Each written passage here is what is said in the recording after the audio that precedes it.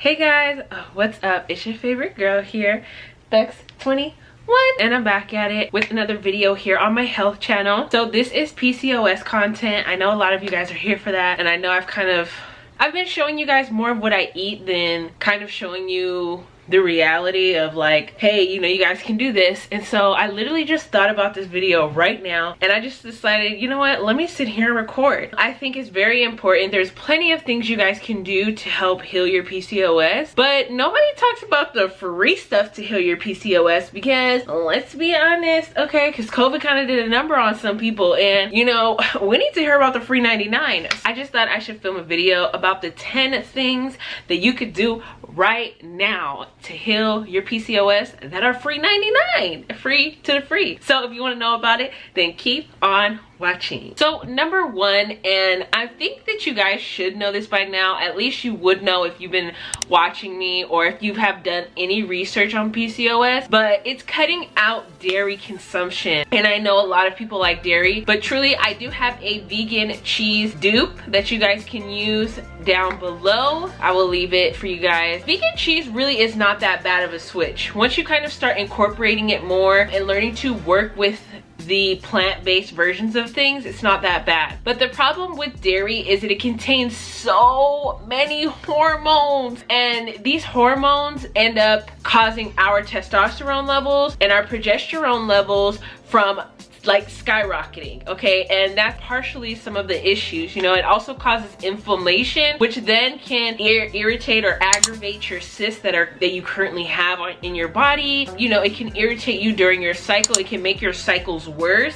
There's so many bad things that dairy can literally do. It also prevents your antigens. If you don't know, that has to do with kind of your hormone function. So your hormones are already not functioning properly, and if you're adding in an extra ingredient that's going to mess up that hormone that formulates all the hormones, you know, to kind of make it on a simpler level, everything in your body runs off hormones. And so if we're adding more hormones to that, then our body will start repressing and stop creating the normal amount because we're getting too much in, you know, and that's included with processed foods as well. I didn't really add that in, but I will add that here because I feel like processed foods, that's kind of an obvious thing. Well, maybe you don't know. You might be new to this PCOS journey, and so here I am. But you know, when you're adding in more, then it's just going to suppress, and now your body's not going to create as much, and you're not going to obviously eat the same meal every single day, and so that's going to be reflective in your hormones. Okay, so number one, cut out the dairy. Number two, taking a stitz bath. So essentially a stitz bath is just a bath at a super warm temperature or like a colder temperature, usually pretty close to our body. You guys can do your research on this. I'm not going to talk too much about it because I think it's very important that you guys do your own research when I'm giving you the advice. I actually personally, I know this is not free, but I personally like to take chamomile baths. It is very beautiful for the womb. Okay, those chamomile baths, it's like a next level. Like if you're like, I've experienced you take a chamomile bath and it was like, it's like gone, like what happened? So you know, just taking a stitz bath alone, or if you want to be a little extra and add chamomile, you guys can totally do that. But that's gonna help you with your hormones and kind of, you know, your stuff down there. Of course, you guys should add things to your bath. You know, you can add candula, you can add rose to your bath, you can do sea salt, like dead sea salt. There's a lot of things that you guys can add to your bath that'll actually really help your womb. It's almost like doing a very intimate yoni steam, but with the actual water. So, you know, maybe you guys can look up yoni steam ingredients, and then you guys can add those to your water, you know what I mean? But make sure you guys are sourcing very healthy ingredients and being able to use it that way. Number three, fasting. I know it sounds crazy, like you would think like, what? Why do I need to like, don't I need to eat because, you know, my sugar and all this? Okay, so there are plenty of different PCOSs. I think there's 4 different kinds. I personally have the pill-induced one, but it's not from the pill, it's from the arm implant right here. You guys can kind of see the scar, the implant. I got that in my arm, and so that's what PCOS initiated for me, because I literally had no cycle for like, I don't know, like 2 years. Like I didn't have a period for 2 years. And I mean, it was cool, but it wasn't worth all this. I'm gonna just say it wasn't worth gaining 70 pounds, okay? So if you're thinking about doing birth control or staying on birth control, let that be your warning. Do you think it's worth gaining 70 pounds and it's so hard for you to lose?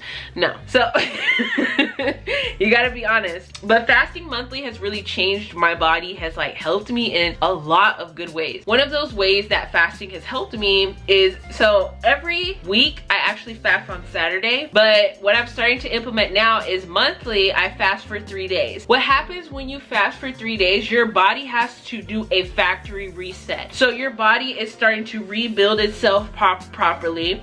Your body starts burning fat on the 3rd day. So if this is a fat induced one, then you guys can go longer than that. But it starts to regulate your hormones function. Your skin starts looking better. I don't know if you guys seen my videos as of late, but like, can we give me a clap down in the comments, please? Thank you. Please give me a clap, because we've come a long way. But fasting has definitely contributed to that. It also helps contribute to my weight loss. It's helped contribute to so much. So definitely, I highly suggest, if you don't have an eating disorder, fasting for 3 days out of a month, okay? It doesn't need to be like so much, just 3 days, water, juice, and tea, I guess. Or you could just do water and tea, and you know, you can fluctuate the temperature on the tea to help you. Make sure you guys pray and meditate, because that'll help you keep your mind clear and not be so damn hungry.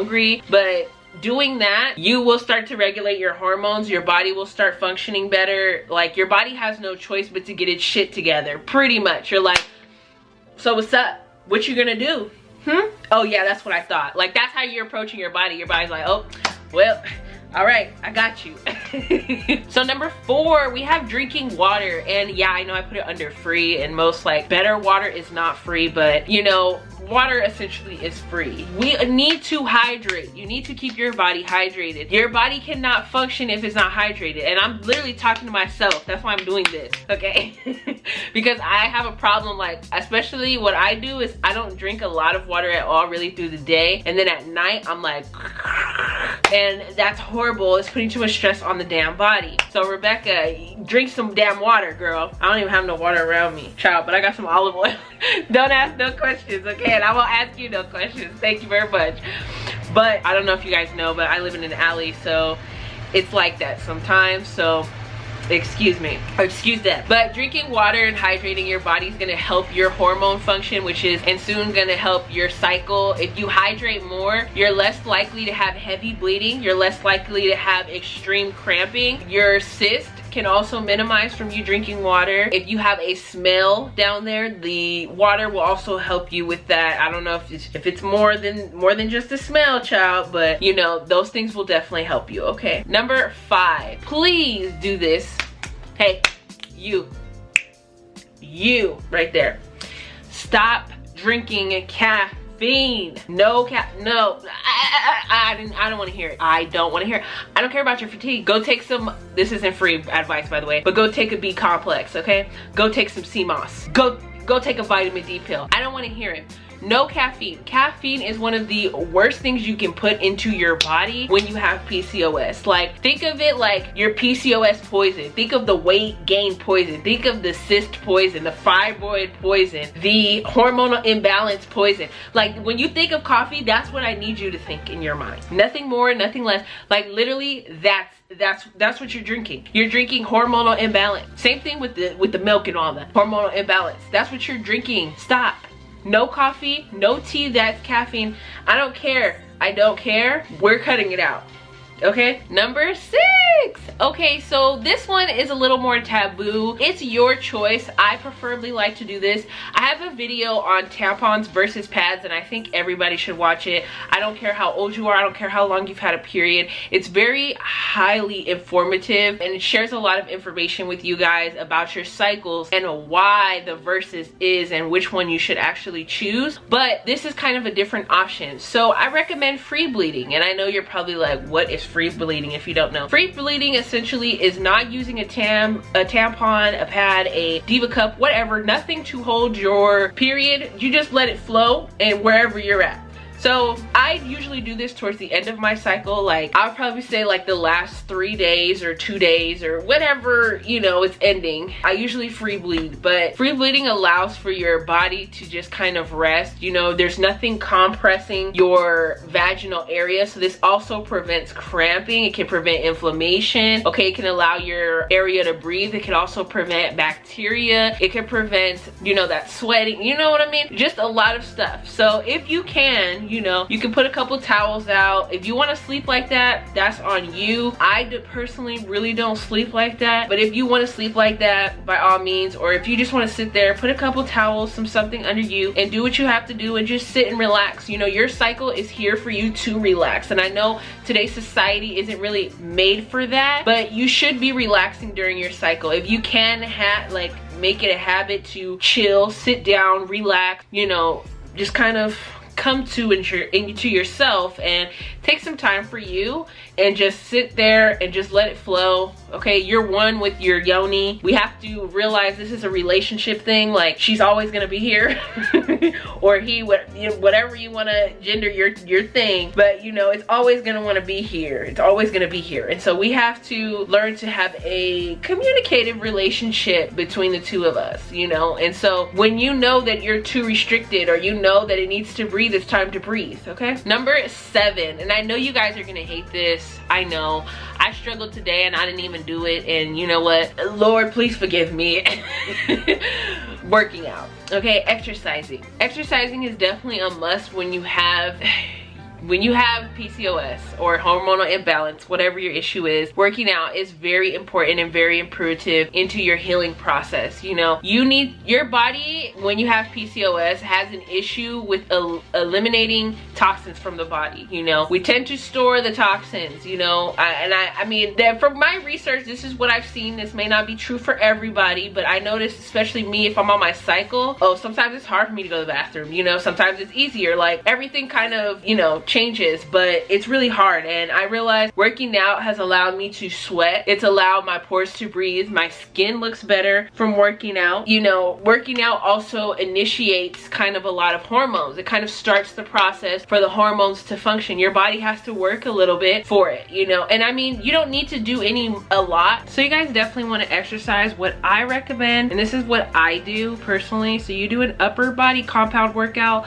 a lower body compound workout, an upper body compound workout, and then you do your legs, but also this is a compound workout. And then you can add in planks. You can add in like a Chloe Teen workout, a Lily Zebra, you know, any kind of little abs or extra thing that you want to do. And you can do this every day. I recommend not waiting between more than 2 days between your workout days. So if you want to take a break for 2 days, that's fine, but 3rd day we have to get back on it, or else it's not gonna keep our function. I've actually got this from a doctor, so this is what I've been doing, and I will say it's working, but baby, I kind of it's been a couple of days since I worked out, okay? But listen to what I'm saying. Okay, and you guys can add different reps, you know, start going up on the reps. What I like to do, you know, I incorporate weights in me working out, because that's the easiest way to do compound workouts, is adding weight. You can start off with 3 different sets, 15 a piece, and then you can work your way up to more, or 2 sets, you know, 20 a piece or 25 a piece, you know, 2 set, whatever, and you know, then you go up with your weights. Okay, and you can do this at home. It doesn't have to be anything crazy. There's so many compound workouts you could do. You don't even have to use weights for your compound workouts. So yeah, but this is definitely something that's helped me, that I've noticed has been working so far. I haven't done it for a long, it's probably been about 2 weeks, but I can definitely say my strength has gone up and my weight is starting to be more balanced. So now I just really have to focus more on nutrition. Number 8. Okay, so this one is very simple, okay, and I'm pretty sure everybody is kind of on tune with this now. I recommend meditating, and then you're probably like, what? Listen, Linda. So the main reason why meditating is so important and imperative to your PCOS is because stress is one of the main factors that contribute to PCOS. Stress is one of the main things that can throw off your hormones. Stress can give you PCOS. Stress can damage your periods, can make you irregular. Stress can make you not ovulate. Like, stress can make you do so much, okay? And I would already recommend that you guys, you know, take ashwagandha root for that, which I've recommended in my PCOS supplements. I think I've mentioned it before in another supplements video, but you know, in place of that, since you know we're doing free options, then I would say to meditate. Take 15 minutes to kind of de-stress. And when I mean de-stress, I mean sit down, however, whatever makes you comfortable in your own area and space. And when I mean meditate, I want you to be like this. You know, whatever, let it out, just let it out all from the day, you know, and think of all that other people's energy, because don't think of it as your energy, think of it as other people's energy is just all leaving. You know, and after your breath, just envision it going away or disappearing or whatever, you know, you feel like you need to. That, you know, stress is one of the main factors of a lot of issues. And so eliminating that by helping meditate, you know, every day at least 15 minutes, maybe 20, you know, or when you first wake up, you know, just, you know, I think waking up is kind of easier to meditate personally. Sometimes I like meditating at night, but you know, it just depends. So it just truly depends on you. You know, maybe get some LED lights or something to have a different color. Make sure you have a nice vibe going if you can, but this is also free. So, but yeah, something to de-stress. So I mean, maybe meditating is not your thing, maybe praying is. To me, prayer is a form of meditation. And so if you feel like praying is going to help alleviate your stress, then you do that. You know, exercise also helps alleviate stress, which is why I've previously recommended that. You know, you want to find things that help you eliminate your stress, because it's super important when dealing with PCOS. Number 9, oh, one of my personal favorites. Okay, so if you guys haven't been following me for a while or haven't been following me on my journey, then you guys would not know that I have a vitamin D deficiency. So I need sun, okay? I have to be in the sun. I have to, sun needs to be in my everyday. And it doesn't get in my everyday, no. But I do take vitamin D supplements. I take the vitamin D plus K2 right here. Those are the ones that I take for it, but it doesn't 100% supplement the sun. And so, you know, adding mushrooms also helps, which you guys can do to absorb some extra vitamin D. I know this is not free right here, but this is little key advice. You know, I just be like with my little Virgo self, because I know like little things about stuff, little things about everything. But if you take your mushrooms and you sit them out in the sun for a little bit, like an hour or two, and you're gonna cook them that day, of course, mushrooms absorb vitamin D very well from the sun, more than we do on our own. And so when you're leaving those mushrooms out and then you cook them, then your body can actually digest that vitamin D, so that helps. But sitting in the sun is going to help you with your vitamin D levels. A lot of people with PCOS have vitamin D deficiencies. It's very common and happens quite often, especially for those of you who've got like the depot shot. I tried that once. No thank you. All the birth control is just bad. Okay, baby, we did the pills, we did the implant, I did the little attachment, I did the shot. I literally did everything but the ring inside. Literally just no, let's try some natural birth control methods. And yeah, but yes, the sun is definitely going to help you. And I know right now it's kind of not productive, but try and find some grass. Make sure you put your feet in the sun as well. So I recommend like grounding your feet, so putting your feet in the ground and just kind of sitting there, letting your body absorb that vitamin D. That's just going to help with your hormonal function and a lot of other things. Okay, it definitely helps with my digestion when I sit outside, especially after a meal. Number 10, the last thing. We are gonna have a little bonus though, so make sure you stay tuned for that. Number 10. So I don't do this, and I realized I used to do this all the time, and I didn't realize how harmful it was and why it was, or what was contributing to my unhealthy yoni health. Okay, so wearing tight clothes. We don't need to wear tight clothes. You know, you don't need to restrict your yoni, your womb. You don't want to restrict it. It does need to breathe, and so therefore I don't recommend you wearing underwear all the time. If you can prevent it, you know, have some days where you just let her breathe, because she actually really enjoys that. Okay, that's gonna help with odor if you guys have odor. It's gonna help with your cramps. It's gonna help with your inflammation that you guys are having, because you know it's not suppressed all. Like, imagine this is your womb and it's like all day like that. come on, what do you think it's gonna smell like? What do you think it's gonna be like? And summer's coming. You're gonna have no choice but to let her breathe, okay? This is gonna help prevent a lot of issues that you guys are having. This is gonna help prevent any irritation as far as like physical irritation, you know, things like that. But I understand if you're on your cycle and you're like need to go and you're wearing a pad, like, okay, wear your panties. Like, come on, let's not be dumb. But you know, you guys should wear some flowier pants. You know, that stuff's in right now anyway. More open pants. Nobody's really on the straight leg anymore, like my generation. You know, the worst thing we have is leggings. But if you have leggings, don't wear panties underneath. Like, seriously, don't. I'm not even playing. Don't wear panties underneath. Just let it breathe. It needs air, it needs oxygen to function and everything like that. So let it breathe. It's okay. It's not nasty, it's not unsanitary or anything like that, okay? So number 11 for the bonus round, DJ